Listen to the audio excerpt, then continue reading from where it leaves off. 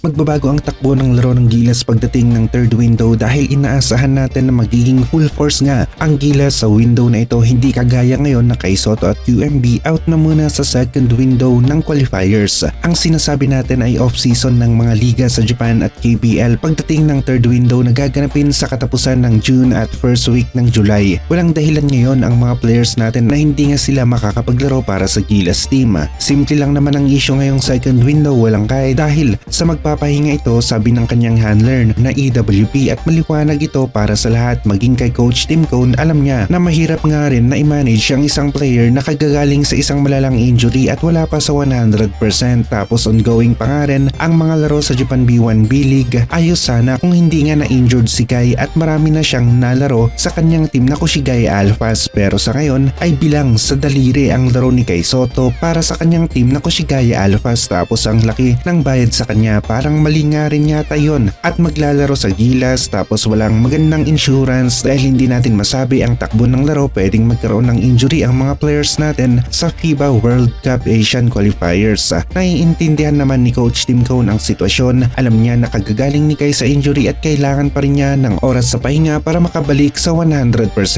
Aminin na natin na limitado talaga ang mga bigs natin na nakakasabay sa FIBA competition dito pa lamang sa Asia, kay Soto, Junmar, AG Edu at nagsisimula pa lamang si QMB. Sila lang ang masasabi natin sa ngayon na meron talagang size experience at pwedeng may maiambag sa mga inside plays, kaya sobrang halaga na maging local player natin si Ange Kwame sa Gilas dahil siya ang magiging isa sa main center natin, at kahit na merong hindi available na big man ay meron tayong masasandalan. Yun nga, may ilang buwan pa para makompleto ni Ange Kwame ang kanyang 10 years residency na nasa guideline ng FIBA, isa sa mga guideline na kung saan pwedeng mabigyan ng exemption ang isang manlalaro at maging local player ng isang bansa kapag nakumpleto niya ang 10 years residency. Matagal-tagal nga rin na nananirahan si Ange Kwame dito sa Pilipinas at dito nag-aral at nakapagtapos ng college, at sa tingin natin late months ng 2026 o early months ng 2027 gagawa ng aksyon si Ange Kwame para maging local player ng Gilas.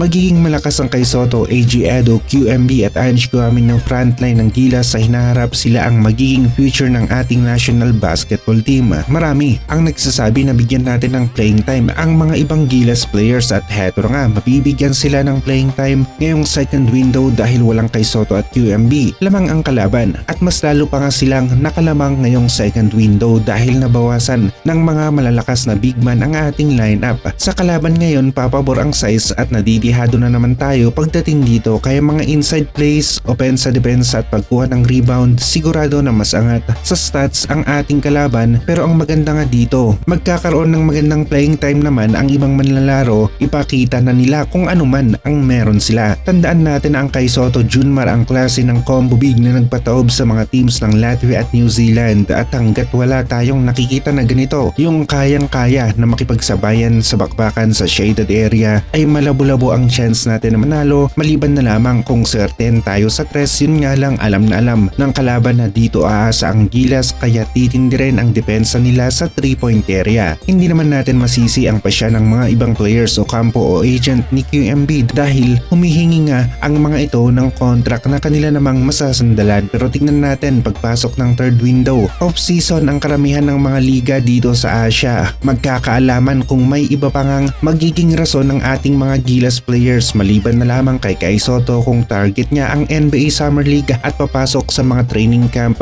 Sa tingin ko, ito yung isa pa na pinaghahandaan ni Kai, kaya pinapalakas nila ng gusto ang ating big man para maihanda na rin siya sa kompetisyon na ito. Aabutin pa talaga ng ilang dekada bago nga ulit magkaroon ng katulad ng isang Kai Soto ang Gilas. Quality bigs ito ang malinaw na kulang sa Gilas. Pagdating naman sa mga guards, dagdag tayo ng dekalidad na mga players. Yun nga lang, hindi nila kayang makadepensa sa ilalim laban sa naglalakihang mga players ng ating mga kalaban, kaya kahit sobrang dami ng talented guards natin ay baliwala rin ang mga ito dahil bilang lang sa daliri ng isang kamay ang mga bigs na kayang sumabay sa international level. Pwede na rin si Carl Tamayo, pero undersize pa rin ito para sa sentro at power forward. Hindi ko pa nakita yung laro niya na talagang nakikipagsabayan sa loob ng paint laban sa team ng New Zealand at Australia. Kapag FIBA World Cup na ang usapan, talaga namang nahihirapan itong si Carl Tamayo. Pero kung sa KBL, okay dahil mga Koreans lamang ang mga yon, pero sa international level, nahihirapan nga rin talaga siya maging itong si Kevin Kiambao. Final 12 ng Gilas, dalawa lang naman ang aalisin ni Coach Tim Cone mula sa 14-man pool niya at kahit sino ang ipasok niya. Ngayon ay pwede na dahil na rin sa walang gaanong pagkakaiba, mas maganda ang magiging depensa ng kalaban. Dala na rin na inaasahan na nila na kontrolado na nila ang inside plays kung saan mahina ang team na kalaban nila, doon nila inaatake kaagad para masigurado nila na makakalamang kaagad sila